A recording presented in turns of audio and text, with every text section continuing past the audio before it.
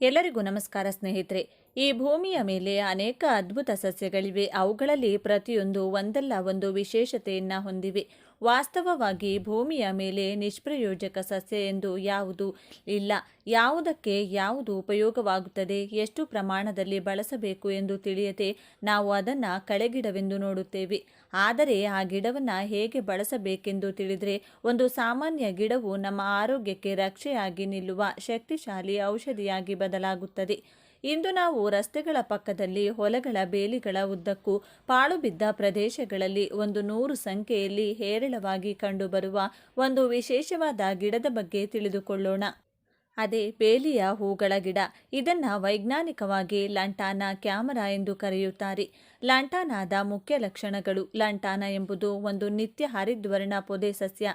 ಇದು ಶೀತ ವಾತಾವರಣದಲ್ಲಿ ವಾರ್ಷಿಕ ಸಸ್ಯವಾಗಿ ವರ್ತಿಸಬಹುದು. ಅದರ ಹೂಗಳನ್ನು ಗೊಂಚಲುಗಳಲ್ಲಿ ಗುಂಪು ಮಾಡಲಾಗಿದೆ.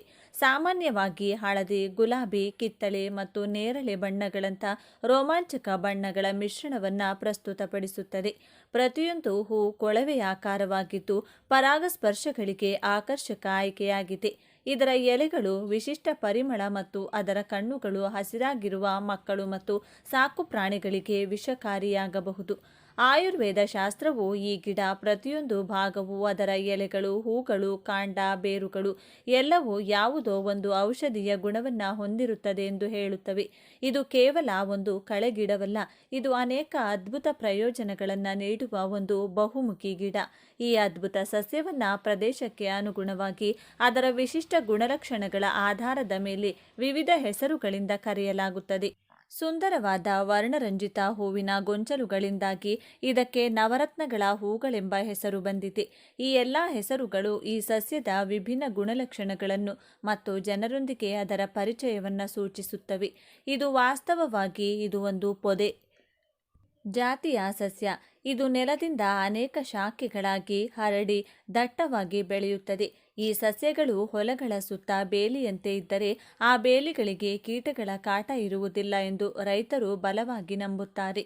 ಮತ್ತೆ ಈ ಸಸ್ಯದಿಂದ ಏನು ಮಾಡಿದರೆ ಲೆಕ್ಕವಿಲ್ಲದಷ್ಟು ಹಣ ಬರುತ್ತದೆ ಎಂಬುದನ್ನು ಈಗ ನಾವು ಈ ವಿಡಿಯೋದಲ್ಲಿ ವಿವರವಾಗಿ ತಿಳಿದುಕೊಳ್ಳೋಣ.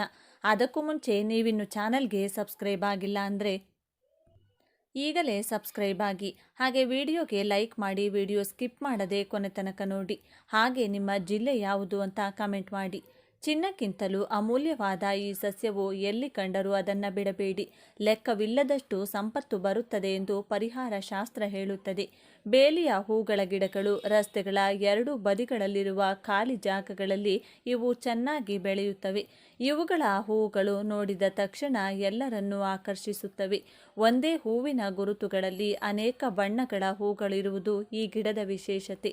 ಈ ಬಣ್ಣ ಬಣ್ಣದ ಹೂಗಳು ಮಕ್ಕಳನ್ನು ಬಹಳ ಆಕರ್ಷಿಸುತ್ತವೆ. ಮಕ್ಕಳು ಈ ಹೂಗಳಿಂದ ವಿವಿಧ ಆಟಗಳನ್ನು ಆಡುತ್ತಾರೆ. ಈ ಹೂಗಳು ನೋಡಲು ಬಹಳ ಸುಂದರವಾಗಿ ಕಾಣುತ್ತವೆ. ಗದ್ದೆಗಳಿಗೆ ರಕ್ಷಣೆಯಾಗಿ ಬೇಲಿಗಳಾಗಿ ಇವುಗಳನ್ನು ಬಳಸುತ್ತಾರೆ.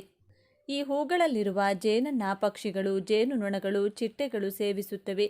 ಚಿಟ್ಟೆಗಳು ಈ ಗಿಡದ ಮೇಲೆ ಕುಳಿತಾಗ ಆ ದೃಶ್ಯ ನೋಡುವವರಿಗೆ ಬಹಳ ಸುಂದರವಾಗಿ ಕಾಣುತ್ತದೆ. ಈ ಸಸ್ಯಕ್ಕೆ ನಮ್ಮ ಪರಿಹಾರ ಶಾಸ್ತ್ರದಲ್ಲಿ ಬಹಳ ಪ್ರಾಮುಖ್ಯತೆ ಇದೆ. ಅಮಾವಾಸ್ಯೆಯ ದಿನ ಅಥವಾ ಹುಣ್ಣಿಮೆಯ ದಿನ ಈ ಗಿಡದ ಸಣ್ಣ ಕೊಂಬೆಗಳನ್ನು ತಂದು ಮನೆಯ ಪ್ರವೇಶ ದ್ವಾರದಲ್ಲಿ ಕಟ್ಟೋದ್ರಿಂದ ಅಥವಾ ಮನೆಯ ಮುಂದೆ ಅಂದರೆ ಗೇಟ್ ಬಳಿ ಇಡುವುದರಿಂದ ನರದೋಷ, ಕೆಟ್ಟ ದೃಷ್ಟಿ ಅಥವಾ ಕೆಟ್ಟ ಶಕ್ತಿಗಳ ಪ್ರಭಾವ ದೂರವಾಗುತ್ತದೆ. ಮುಖ್ಯವಾಗಿ ನಕಾರಾತ್ಮಕ ಶಕ್ತಿಗಳಿಂದ ಮನೆಯನ್ನು ರಕ್ಷಿಸಲು ಈ ಕೊಂಬೆಗಳನ್ನು ರಕ್ಷಣಾ ಕವಚವೆಂದು ಪರಿಗಣಿಸಲಾಗುತ್ತದೆ. ಶತ್ರುಗಳಿಂದ ರಕ್ಷಣೆ ಪಡೆಯಲು ಈ ಸಸ್ಯದ ಬೇರನ್ನು ಸಂಗ್ರಹಿಸಿ ಆ ಬೇರನ್ನು ಸ್ವಚ್ಛವಾಗಿ ತೊಳೆದು ಧೂಪ ತೋರಿಸಿ ನಂತರ ಆ ಬೇರನ್ನು ತಾಯ್ತದಲ್ಲಿ ಇಟ್ಟು ಅದನ್ನು ಕುತ್ತಿಗೆಗೆ ಧರಿಸಿದರೆ ಶತ್ರುಗಳಿಂದ ರಕ್ಷಣೆ ಸಿಗುತ್ತದೆ. ಆದರೆ ಇದು ಬಹಳ ಗೌಪ್ಯವಾದ ವಿಧಾನವಾಗಿದ್ದರಿಂದ ಯಾರಿಗೂ ಹೇಳದೆ ಈ ತಾಯ್ತಗಳನ್ನು ಧರಿಸಬೇಕು. ಅದೇ ರೀತಿ ಚಿಕ್ಕ ಮಕ್ಕಳಿಗೆ ದೃಷ್ಟಿದೋಷ ತಗುಲಿದ್ರೆ ಈ ಗಿಡದ ಕಾಯಿಗಳನ್ನು ತಂದು ಆ ಕಾಯಿಗಳನ್ನು ಎಡಗೈಯಲ್ಲಿ ಹಿಡಿದುಕೊಂಡು ಆ ಕಾಯಿಗಳಿಂದ ದೃಷ್ಟಿ ತೆಗೆದು ನಂತರ ಅವುಗಳನ್ನು ಬೆಂಕಿಯಲ್ಲಿ ಹಾಕಬೇಕು. ಹೀಗೆ ಮಾಡಿದರೆ ದೃಷ್ಟಿದೋಷ ಸುಲಭವಾಗಿ ನಿವಾರಣೆಯಾಗುತ್ತದೆ. ಇನ್ನು ಧನಲಾಭವಾಗಬೇಕೆಂದು ಬಯಸುವವರು ಈ ಗಿಡದ ಹಣ್ಣಾದ ಕಾಯಿಗಳಿರುತ್ತವೆ ಅಲ್ಲವೇ, ಆ ಕಾಯಿಗಳನ್ನು ತಂದು ಆ ಕಾಯಿಗಳನ್ನು ತರಿತರಿಯಾಗಿ ಜಜ್ಜಿ ನೀರಿನಲ್ಲಿ ಬೆರೆಸಿ ಆ ನೀರಿಗೆ ಚಿಟಿಕೆ ಅರಿಶಿನ ಬೆರೆಸಿ ನಂತರ ಅವುಗಳನ್ನು ನಿಮ್ಮ ಮನೆಯ ಸುತ್ತಲೂ ರಕ್ಷಣೆಯಾಗಿ ಸಿಂಪಡಿಸಬೇಕು. ಹೀಗೆ ಸಿಂಪಡಿಸಿದರೆ ನಿಮ್ಮ ಮನೆಯಲ್ಲಿನ ದಾರಿದ್ರ್ಯವೆಲ್ಲವೂ ತಕ್ಷಣವೇ ಹೊರಟು ಹೋಗುತ್ತದೆ. ಲಕ್ಷ್ಮೀದೇವಿ ನಿಮ್ಮ ಮನೆಯಲ್ಲಿ ನೆಲೆಸುತ್ತಾಳೆ. ಮನೆಯಲ್ಲಿ ಹಣ ಹೆಚ್ಚುತ್ತದೆ. ನಿಮ್ಮ ಮನೆಯ ಕಡೆಗೆ ಹಣ ಆಕರ್ಷಿತವಾಗುತ್ತದೆ. ಲೆಕ್ಕವಿಲ್ಲದಷ್ಟು ಸಂಪತ್ತು ಬಂದು ಸೇರುತ್ತದೆ. ಇವೆಲ್ಲವೂ ಶಾಸ್ತ್ರಗಳಲ್ಲಿ ಹೇಳಲಾದ ಪರಿಹಾರಗಳು. ಹೀಗೆ ಪರಿಹಾರಗಳ ದೃಷ್ಟಿಯಿಂದ ಮಾತ್ರವಲ್ಲ, ಆರೋಗ್ಯದ ದೃಷ್ಟಿಯಿಂದಲೂ ಈ ಬೇಲಿಯ ಹೂಗಳ ಗಿಡಕ್ಕೆ ಹೆಚ್ಚು ಪ್ರಾಮುಖ್ಯತೆ ಇದೆ. ಮುಖ್ಯವಾಗಿ ಬುಡಕಟ್ಟು ಜನರು ಈ ಗಿಡಗಳನ್ನು ಔಷಧಿಯಾಗಿ ಹೆಚ್ಚಾಗಿ ಬಳಸುತ್ತಾರೆ. ಈ ಎಲೆಗಳು ನಮ್ಮ ಮನೆಯಲ್ಲಿ ಸೊಳ್ಳೆಗಳನ್ನು ಓಡಿಸುವ ಗುಣವನ್ನು ಸಹ ಹೊಂದಿವೆ. ಈ ಒಣಗಿದ ಎಲೆಗಳನ್ನು ನಾವು ಧೂಪದಂತೆ ಸುಟ್ಟರೆ ಆ ಹೊಗೆಗೆ ಸೊಳ್ಳೆಗಳು ಮನೆಯಿಂದ ಹೊರಗೆ ಓಡಿ ಹೋಗುತ್ತವೆ. ಇದಕ್ಕಾಗಿ ನೀವು ಒಣಗಿದ ಎಲೆಗಳನ್ನು ಸಂಗ್ರಹಿಸಬೇಕು ಅಥವಾ ಹಸಿ ಎಲೆಗಳನ್ನು ಚೆನ್ನಾಗಿ ಒಣಗಿಸಬೇಕು. ಎಲೆಗಳು ಸಂಪೂರ್ಣವಾಗಿ ಒಣಗಿದ ನಂತರ ಒಂದು ಹಿಡಿ ಎಲೆಗಳನ್ನು ಮಣ್ಣಿನ ಮಡಿಕೆಯಲ್ಲಿ ಹಾಕಿ ಅದರ ಮೇಲೆ ಒಂದು ಕರ್ಪೂರದ ಬಿಲ್ಲೆಯನ್ನು ಇಟ್ಟು ಸುಡಬೇಕು. ಅದರಿಂದ ಹೊಗೆ ಬರುತ್ತದೆ.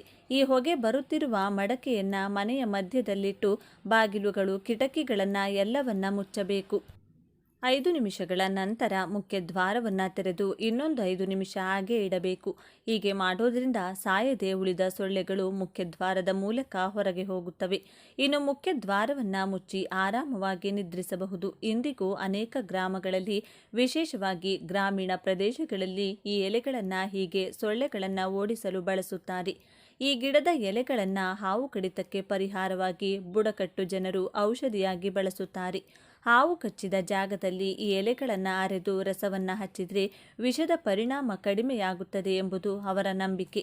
ಈ ಎಲೆಗಳನ್ನು ಬಿಸಿ ನೀರಿನಲ್ಲಿ ಹಾಕಿ ಆವಿಯನ್ನು ಸೇವಿಸುವುದರಿಂದ ಶ್ವಾಸಕೋಶ ಸಂಬಂಧಿ ಕಾಯಿಲೆಗಳಾದ ಶೀತ, ಕೆಮ್ಮು ಇತ್ಯಾದಿಗಳು ಗುಣವಾಗುತ್ತವೆ. ಕೀಲು ನೋವು ಅಥವಾ ಸಂಧಿವಾತ ಇದ್ದರೆ ಈ ಎಲೆಗಳಿಗೆ ಹರಳೆಣ್ಣೆ ಹೆಚ್ಚಿ ಸ್ವಲ್ಪ ಬಿಸಿ ಮಾಡಿ ಕೀಲುಗಳ ಮೇಲೆ ಕಟ್ಟಿದರೆ ನೋವು ಕಡಿಮೆಯಾಗುತ್ತದೆ. ಕೀಟಗಳು ಕಚ್ಚಿದ ಜಾಗದಲ್ಲಿಯೂ ಈ ಎಲೆಗಳನ್ನು ಅರೆದು ರಸವನ್ನು ಹಚ್ಚಿದರೆ ವಿಷದ ಪರಿಣಾಮ ಕಡಿಮೆಯಾಗುತ್ತದೆ. ಈ ಎಲೆಗಳ ರಸವನ್ನು ಸಣ್ಣ ಗಾಯಗಳು ಮತ್ತು ಹಣ್ಣುಗಳ ಮೇಲೆ ಹಚ್ಚಿದರೆ ಬೇಗನೆ ಗುಣವಾಗುತ್ತದೆ. ಇವುಗಳ ಒಣಗಿದ ಹೂಗಳನ್ನು ಕ್ಷಯರೋಗ ನಿರ್ಮೂಲನೆಗೆ ಔಷಧಿಯಾಗಿ ಬಳಸುತ್ತಾರೆ ಎಂದು ಕೆಲವು ಸಂಪ್ರದಾಯಗಳು ಹೇಳುತ್ತವೆ. ಇವುಗಳ ಎಲೆಗಳನ್ನು ಕೆಲವು ಪ್ರದೇಶಗಳಲ್ಲಿ ಚರ್ಮ ರೋಗಗಳಾದ ತುರಿಕೆ, ಹುಳುಕಡ್ಡಿ ಅಥವಾ ಸಣ್ಣ ಸಿಡುಬು ಮುಂತಾದವುಗಳಿಗೆ ಔಷಧಿಯಾಗಿ ಬಳಸುತ್ತಾರೆ. ಪ್ರಾಣಿಗಳು ಈ ಸಸ್ಯಗಳನ್ನು ಹೆಚ್ಚು ತಿನ್ನಬಾರದು. ಈ ಮರದ ಎಲೆಗಳನ್ನು ಪ್ರಾಣಿಗಳು ಅಂದರೆ ನಾವು ಸಾಕುವ ಎಮ್ಮೆಗಳು, ಮೇಕೆಗಳು, ಕುರಿಗಳು ಮುಂತಾದವು ತಿನ್ನದಂತೆ ಎಚ್ಚರಿಕೆ ವಹಿಸಬೇಕು. ಏಕೆಂದರೆ ಅವು ಸ್ವಲ್ಪ ತಿನ್ನುವುದಿಲ್ಲ, ಹೆಚ್ಚು ಪ್ರಮಾಣದಲ್ಲಿ ತಿನ್ನುತ್ತವೆ. ಹೀಗೆ ಹೆಚ್ಚು ಪ್ರಮಾಣದಲ್ಲಿ ತಿಂದರೆ ಈ ಸಸ್ಯವು ವಿಷವಾಗಿ ಅವುಗಳ ಸಾವಿಗೆ ಕಾರಣವಾಗಬಹುದು. ಆದ್ದರಿಂದ ಈ ಸಸ್ಯಗಳು ನಿಮ್ಮ ಸಾಕು ಪ್ರಾಣಿಗಳಿಗೆ ಸಿಗದಂತೆ ನೋಡಿಕೊಳ್ಳಿ. ಈ ಗಿಡದ ಬಗ್ಗೆ ಸಂಪೂರ್ಣವಾಗಿ ತಿಳಿದೇ ಇಲ್ಲಿಯವರೆಗೆ ಅನೇಕ ಜನರು ಇದನ್ನು ನಿಷ್ಪ್ರಯೋಜಕ ಮರವೆಂದು ಭಾವಿಸುತ್ತಿದ್ದಾರೆ. ಇದರ ಅನೇಕ ಉಪಯೋಗಗಳು ತಿಳಿಯದೆ ನಾವು ನಿರ್ಲಕ್ಷ್ಯ ಮಾಡುತ್ತಿದ್ದೇವೆ. ಗಿಡವನ್ನು ಕಿತ್ತು ಬಿಸಾಡದೆ ಇದನ್ನು ರಕ್ಷಿಸಿಕೊಂಡ್ರೆ ಅದು ನಮಗೆ ಮತ್ತು ನಮ್ಮ ಪರಿಸರಕ್ಕೆ ಬಹಳಷ್ಟು ಒಳ್ಳೆಯದನ್ನು ಮಾಡುತ್ತದೆ. ಆದ್ದರಿಂದ ನೀವು ಸಹ ಅನೇಕ ಉಪಯೋಗಗಳನ್ನು ಹೊಂದಿರುವ ಈ ಗಿಡಗಳೊಂದಿಗೆ ಈ ಸಲಹೆಗಳನ್ನು ಅನುಸರಿಸಿ ಉತ್ತಮ ಫಲಿತಾಂಶಗಳನ್ನು ಸಹ ಪಡೆಯಿರಿ. ಈ ವಿಡಿಯೋ ನಿಮಗೆ ಇಷ್ಟ ಆದರೆ ಲೈಕ್ ಮಾಡಿ, ಶೇರ್ ಮಾಡಿ. ಇಂತಹ ಹೆಚ್ಚಿನ ಉತ್ತಮ ಮಾಹಿತಿಗಳಿಗಾಗಿ ತಪ್ಪದೆ ನಮ್ಮ ಚಾನಲ್ನ ಸಬ್ಸ್ಕ್ರೈಬ್ ಮಾಡಿಕೊಳ್ಳಿ. ವಾಸ್ತುಶಾಸ್ತ್ರದ ಪ್ರಕಾರ ಮನೆಯಲ್ಲಿ ಆಲೋವೆರಾ ಗಿಡವನ್ನು ಬೆಳೆಸುವುದು ತುಂಬ ಮಂಗಳಕರವೆಂದು ಪರಿಗಣಿಸಲಾಗಿದೆ. ಇದು ಮನೆಯಲ್ಲಿ ಅದೃಷ್ಟವನ್ನು ತರುತ್ತದೆ, ನಕಾರಾತ್ಮಕ ಶಕ್ತಿಗಳನ್ನು ತೆಗೆದುಹಾಕುತ್ತದೆ ಮತ್ತು ಸಕಾರಾತ್ಮಕ ಶಕ್ತಿಯನ್ನು ಹೆಚ್ಚಿಸುತ್ತದೆ ಎಂದು ನಂಬಲಾಗಿದೆ. ಆಲೋವೆರಾ ಮನೆಯಲ್ಲಿ ಬೆಳೆಯಲು ಸುಲಭ ಮತ್ತು ಉತ್ತಮವಾದ ಸಸ್ಯಗಳಲ್ಲಿ ಒಂದು. ಈ ಹಿನ್ನೆಲೆಯಲ್ಲಿ ವಾಸ್ತು ನಿಯಮಗಳ ಪ್ರಕಾರ ಆಲೋವೆರಾ ಗಿಡವನ್ನು ಯಾವ ದಿಕ್ಕಿನಲ್ಲಿ ನೆಡುವುದು ಉತ್ತಮ ಎಂದು ಇಂದು ತಿಳಿದುಕೊಳ್ಳೋಣ. ಸ್ನೇಹಿತರೆ, ನಮ್ಮೆಲ್ಲರಿಗೂ ಕೂಡ ಲಕ್ಷ್ಮೀ ಕಟಾಕ್ಷ ಬೇಕು ಅಂದರೆ ಲಕ್ಷ್ಮೀ ದೇವಿಯ ಆಶೀರ್ವಾದ, ಅನುಗ್ರಹ ಬೇಕು. ಲಕ್ಷ್ಮೀ ದೇವಿನ ಮೆಚ್ಚಿಸೋಕೆ ಅನೇಕ ಮಾರ್ಗಗಳಿವೆ. ಲಕ್ಷ್ಮೀ ದೇವಿಗೆ ಕೆಲವು ಗಿಡಗಳು ಅಂದರೆ ತುಂಬಾ ಇಷ್ಟ. ಅದರಲ್ಲಿ ಮೊದಲನೆಯದು ತುಳಸಿ, ಎರಡನೆಯದು ಆಲೋವೆರಾ. ಈಗ ನಾವು ಈಗಾಗಲೇ ಹಲವಾರು ವಿಡಿಯೋಗಳಲ್ಲಿ ತುಳಸಿ ಗಿಡದ ಪೂಜೆ ಮಾಡೋದು ಹೇಗೆ, ತುಳಸಿ ಗಿಡಕ್ಕೆ ಸಂಬಂಧಪಟ್ಟ ಎಷ್ಟೋ ವಿಷಯಗಳನ್ನು ಹಂಚಿಕೊಂಡಿದ್ದೀವಿ. ಈ ವಿಡಿಯೋದಲ್ಲಿ ಆಲೋವೆರಾ ಗಿಡದಿಂದ ಏನು ಮಾಡಿದರೆ ಲಕ್ಷ್ಮೀ ದೇವಿಗೆ ಇಷ್ಟ ಆಗುತ್ತೆ ಅನ್ನೋದನ್ನು ನೋಡೋಣ.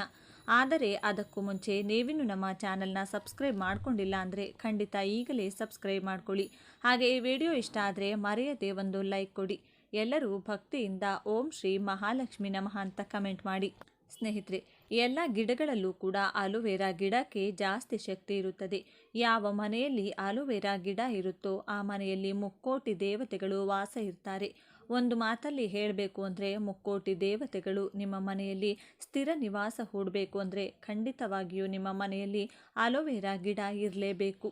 ಮನೆಯಲ್ಲಿ ಆಲೋವೆರಾ ಗಿಡ ನೆಡುವಾಗ ಕೆಲವು ವಿಷಯಗಳನ್ನು ನೋಡಿಕೊಳ್ಳೋದು ಮುಖ್ಯ. ಈ ಸಸ್ಯವನ್ನು ಬೆಳೆಸುವುದರಿಂದ ಜೀವನದ ಕಷ್ಟಗಳಿಂದ ಪರಿಹಾರ ದೊರೆಯುತ್ತದೆ. ಆಲೋವೆರಾ ಗಿಡವಿರುವ ಮನೆಯಲ್ಲಿ ಪ್ರೀತಿ, ಸಂತೋಷ, ಸಂಪತ್ತು ಮತ್ತು ಪ್ರತಿಷ್ಠೆ ಹೆಚ್ಚಾಗುತ್ತದೆ ಎಂದು ವಾಸ್ತುಶಾಸ್ತ್ರ ಹೇಳುತ್ತದೆ. ಈ ಆಲೋವೆರಾ ಗಿಡದ ಎಲೆಗಳಲ್ಲಿ ಲಕ್ಷ್ಮೀದೇವಿ ವಾಸ ಇರ್ತಾಳೆ. ಆದರೆ ಆಲೋವೆರಾ ಗಿಡ ಮನೆಯಲ್ಲಿ ಬೆಳೆಸುವವರು ಒಂದು ಮಾತನ್ನು ಮಾತ್ರ ನೆನಪಿಟ್ಟುಕೊಳ್ಳಬೇಕು. ಮನೆಯಲ್ಲಿ ಸರಿಯಾದ ದಿಕ್ಕಿನಲ್ಲಿ ಆಲೋವೆರಾ ಗಿಡವನ್ನು ನೆಡೋದ್ರಿಂದ ಲಕ್ಷ್ಮೀದೇವಿಯ ಆಶೀರ್ವಾದ ಯಾವಾಗಲೂ ಆ ಮನೆಯ ಮೇಲೆ ಇರುತ್ತದೆ. ಸಂಪತ್ತಿಗೆ ಕೊರತೆ ಇರುವುದಿಲ್ಲ. ಈ ಗಿಡ ಯಾರ ಮನೆಯಲ್ಲಿದ್ದರೂ ಅವರ ಕುಟುಂಬದ ಸದಸ್ಯರು ಸಂತೋಷ ಪಡುತ್ತಾರೆ. ಸಮಾಜದಲ್ಲಿ ಖ್ಯಾತಿ ಮತ್ತು ಪ್ರತಿಷ್ಠೆ ಹೆಚ್ಚಾಗುತ್ತದೆ. ಆಲೋವೆರಾ ನೆಡಲು ಪೂರ್ವ ದಿಕ್ಕು ಉತ್ತಮ. ಈ ದಿಕ್ಕಿನಲ್ಲಿ ಆಲೋವೆರಾ ಗಿಡವಿದ್ರೆ ಮಾನಸಿಕ ಶಾಂತಿ ಇರುತ್ತದೆ. ಮನೆಯ ಉತ್ತರ ಅಥವಾ ಪೂರ್ವ ದಿಕ್ಕಿನಲ್ಲಿ ಆಲೋವೆರಾ ಬೆಳೆಸುವುದರಿಂದ ಸಕಾರಾತ್ಮಕ ಶಕ್ತಿ ಬರುತ್ತದೆ. ಯಾವುದೇ ಆರೋಗ್ಯ ಸಮಸ್ಯೆಗಳು ನಿವಾರಣೆಯಾಗುತ್ತವೆ. ಆಲೋವೆರಾ ಗಿಡವನ್ನು ಆಗ್ನೇಯ ದಿಕ್ಕಿನಲ್ಲಿಯೂ ಬೆಳೆಸಬಹುದು. ಈ ದಿಕ್ಕಿನಲ್ಲಿ ಆಲೋವೆರಾ ಇಡುವುದರಿಂದ ಆದಾಯ ಹೆಚ್ಚಾಗುತ್ತದೆ. ಯಾರಾದರೂ ತಮ್ಮ ಕೆಲಸದಲ್ಲಿ ಪ್ರಗತಿಯನ್ನು ಬಯಸಿದರೆ ಮನೆಯ ಪಶ್ಚಿಮ ಭಾಗದಲ್ಲಿ ಈ ಗಿಡವನ್ನು ನೆಡಿ. ತಪ್ಪಾಗಿ ಸಹ ಆಲೋವೆರಾ ಸಸ್ಯವನ್ನು ವಾಯುವ್ಯ ದಿಕ್ಕಿನಲ್ಲಿಡಬೇಡಿ. ಇದರಿಂದ ವಿವಿಧ ಸಮಸ್ಯೆಗಳು ಉದ್ಭವಿಸುತ್ತವೆ. ವಾಸ್ತು ಪ್ರಕಾರ ಈ ದಿಕ್ಕು ಆರ್ಥಿಕ ಸಮಸ್ಯೆಗಳನ್ನು ಉಂಟು ಮಾಡುತ್ತದೆ. ನೀವು ಕಠಿಣ ಸಂದರ್ಭಗಳನ್ನು ಎದುರಿಸಬೇಕಾಗುತ್ತದೆ. ಅಶುಭ ಫಲಿತಾಂಶಗಳನ್ನು ನೀಡುತ್ತದೆ. ಪ್ರತಿಕೂಲ ಸನ್ನಿವೇಶಗಳನ್ನು ಆಹ್ವಾನಿಸುತ್ತದೆ. ಮನೆಯಲ್ಲಿ ಆಲೋವೆರಾ ಇಟ್ಟುಕೊಳ್ಳೋದು ಆರೋಗ್ಯಕ್ಕೆ ಒಳ್ಳೆಯದು.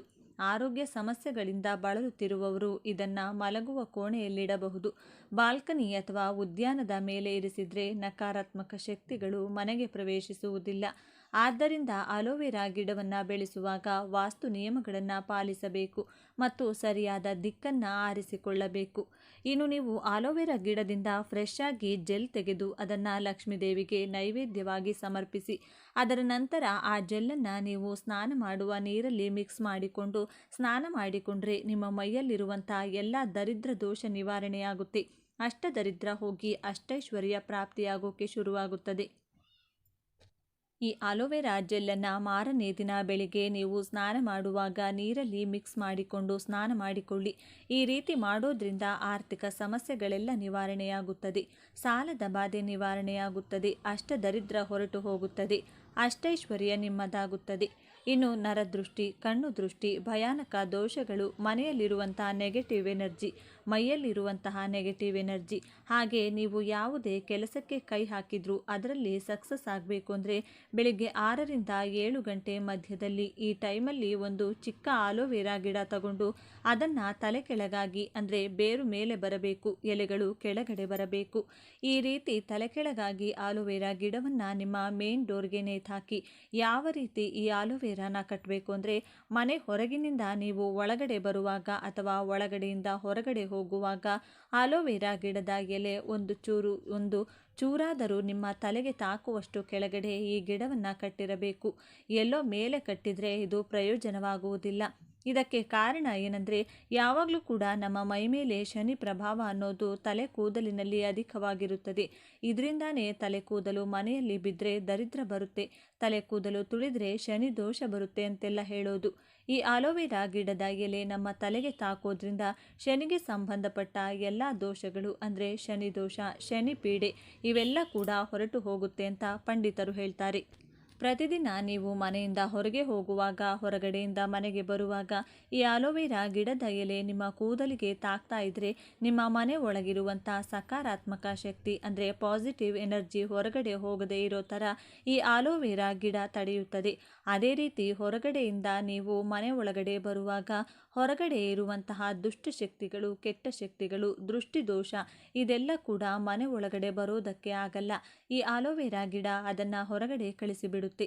ಬಾಗಿಲಿಗೆ ಕಟ್ಟಿರುವಂಥ ಆಲೋವೆರಾ ಗಿಡ ಒಣಗೋದ್ರೆ ಮತ್ತೆ ಮಂಗಳವಾರ ಬೆಳಿಗ್ಗೆ 6ರಿಂದ 7 ಗಂಟೆ ಮಧ್ಯದಲ್ಲಿ ಬೇರೆ ಗಿಡವನ್ನು ಚೇಂಜ್ ಮಾಡಿಕೊಳ್ಳಿ.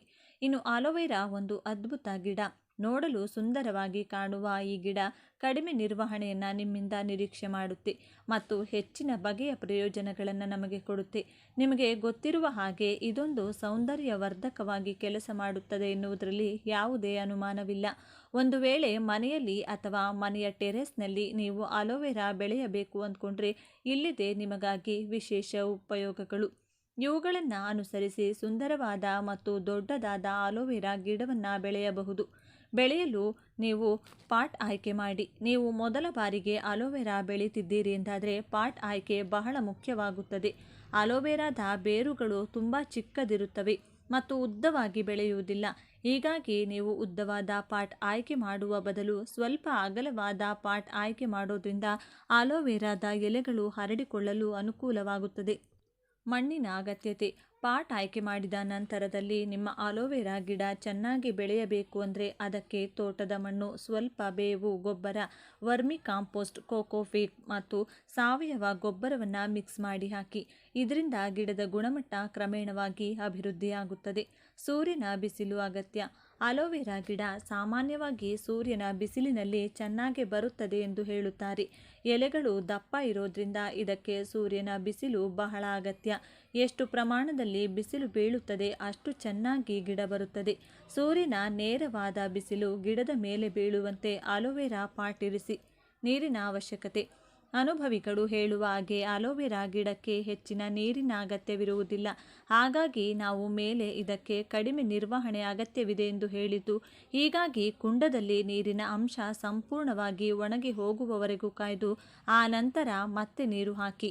ಕತ್ತರಿಸಿದರೆ ಚೆನ್ನಾಗಿ ಬೆಳೆಯುತ್ತದೆ. ಕತ್ತರಿಸಿದರೆ ಚೆನ್ನಾಗಿ ಬೆಳೆಯುತ್ತದೆ. ಮೊದಲ ಬಾರಿಗೆ ನೀವು ಆಲೋವೆರಾ ಬೆಳೆಯುತ್ತಿದ್ರೆ ಅದನ್ನು ಆಗಾಗ ಕಟ್ ಮಾಡಿ. ಚೆನ್ನಾಗಿ ಬೆಳೆದಿರುವ ಆಲೋವೆರಾ ಗಿಡದ ಬಳಿ ಇರುವಂತಹ ಸಣ್ಣ ಸಣ್ಣ ಗಿಡಗಳನ್ನು ಬೇರು ಸಮೇತ ತಂದು ಮನೆಯಲ್ಲಿ ಮೇಲೆ ಹೇಳಿದ ಹಾಗೆ ಮಣ್ಣಿನ ಮಿಶ್ರಣ ಮಾಡಿ ಬೆಳೆಸಬಹುದು.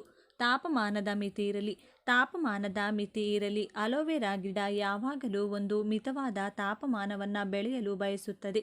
ಅಂದರೆ ಹೊರಗಿನ ಬಿಸಿಲಿನ ತಾಪಮಾನ 30 ಡಿಗ್ರಿಗಿಂತ ಹೆಚ್ಚಿರಬಾರದು. ಇದರಿಂದ ಎಲೆಗಳು ಹಳದಿ ಬಣ್ಣಕ್ಕೆ ತಿರುಗುತ್ತವೆ ಮತ್ತು ಒಳಗಿನ ಜೆಲ್ ಹೊರಗೆ ಬರುತ್ತದೆ. ಹೀಗಾಗಿ ಅತಿಯಾದ ಬಿಸಿಲಿನ ಕಿರಣಗಳು ಆಲೋವೆರಾ ಗಿಡವನ್ನು ತಾಗದಂತೆ ರಕ್ಷಿಸಿ. ದೊಡ್ಡದಾದ ಮೇಲೆ ನೀವು ಬೆಳೆಸುತ್ತಿರುವ ಆಲೋವೆರಾ ಗಿಡವನ್ನು ನೀವು ಆಗಾಗ ಪಾಟ್ ಬದಲಿಸುವ ಅವಶ್ಯಕತೆ ಇಲ್ಲ. ಒಂದು ವೇಳೆ ಗಿಡ ದೊಡ್ಡದಾದಂತೆ ಅದರ ಬೇರುಗಳು ತಳಭಾಗ ತಾಗಿದಂತೆ ನೀವು ದೊಡ್ಡ ಪಾಟ್ ಆಯ್ಕೆ ಮಾಡಿ ಅದಕ್ಕೆ ನಿಮ್ಮ ಗಿಡವನ್ನು ವರ್ಗಾಯಿಸಬಹುದು. ವರ್ಗಾವಣೆಯ ಟಿಪ್ಸ್. ಆಲೋವೆರಾ ಗಿಡವನ್ನು ಒಂದು ಪಾಟ್ನಿಂದ ಇನ್ನೊಂದು ಪಾಟ್ಗೆ ಬದಲಿಸುತ್ತಿದ್ದೀರಿ ಅಂದರೆ ಪಾಟ್ ಹಂಚುಗಳಲ್ಲಿ ಮೊದಲಿಗೆ ಮಣ್ಣನ್ನು ಸಡಿಲ ಮಾಡಿ. ಇದಕ್ಕೆ ತಕ್ಕನಾದ ಸಲಕರಣೆ ನಿಮ್ಮ ಬಳಿ ಇರಬೇಕು. ಮಣ್ಣಿಗೂ ಪಾಟ್ಗೂ ಜಾಗ ಸಿಕ್ಕಿದ ನಂತರದಲ್ಲಿ ಅದನ್ನು ನಿಧಾನವಾಗಿ ಹೊಸ ಪಾಟ್ಗೆ ಬದಲಿಸಬಹುದು. ಹಳೆಯ ಎಲೆಗಳನ್ನು ಕತ್ತರಿಸುವುದು. ಯಾವಾಗ ಆಲೋವೆರಾ ಬೆಳೆದು ದೊಡ್ಡದಾಗಿ ಎಲೆಗಳು ಹಳದಿ ಬಣ್ಣಕ್ಕೆ ತಿರುಗುತ್ತವೆ ಅಂತಹ ಎಲೆಗಳನ್ನು ಒಂದು ಶುದ್ಧವಾದ ಚಾಕು ತೆಗೆದುಕೊಂಡು ತಳದಲ್ಲಿ ಕತ್ತರಿಸಿ. ಇದರಿಂದ ಹೊಸ ಆಲೋವೆರಾ ಎಲೆಗಳು ಬರಲು ಅನುಕೂಲವಾಗುತ್ತದೆ. ಯಾವಾಗ ಕತ್ತರಿಸಬೇಕು? ನೀವು ಆಲೋವೆರಾವನ್ನು ಒಂದು ವೇಳೆ ಅದರ ಜೆಲ್ಗಾಗಿ ಬೆಳೆಸುತ್ತಿದ್ದೀರಿ ಅಂದರೆ ಗಿಡ ಚೆನ್ನಾಗಿ ಅಗಲವಾಗಿ ಬರಲು ಅನುಕೂಲ ಮಾಡಿಕೊಡಿ. ಕತ್ತರಿಸುವ ಸಂದರ್ಭದಲ್ಲಿ ಬೇರಿನ ಬಳಿ ಕತ್ತರಿಸಿ. ಹೀಗೆ ಮಾಡುವುದರಿಂದ ನಿಮಗೆ ಪೂರ್ಣ ಪ್ರಮಾಣದಲ್ಲಿ ಆಲೋವೆರಾ ಜೆಲ್ ಸಿಗುತ್ತದೆ. ಈ ವಿಡಿಯೋ ನಿಮಗೆ ಇಷ್ಟವಾದರೆ ಲೈಕ್ ಮಾಡಿ, ಶೇರ್ ಮಾಡಿ. ಇಂಥ ಹೆಚ್ಚಿನ ಉತ್ತಮ ಮಾಹಿತಿಗಳಿಗಾಗಿ ತಪ್ಪದೇ ನಮ್ಮ ಚಾನಲ್ನ ಸಬ್ಸ್ಕ್ರೈಬ್ ಮಾಡಿಕೊಳ್ಳಿ. ನಾಳೆ ಮತ್ತೊಂದು ವಿಡಿಯೋದೊಂದಿಗೆ ಪುನಃ ಭೇಟಿಯಾಗೋಣ. ಧನ್ಯವಾದಗಳು.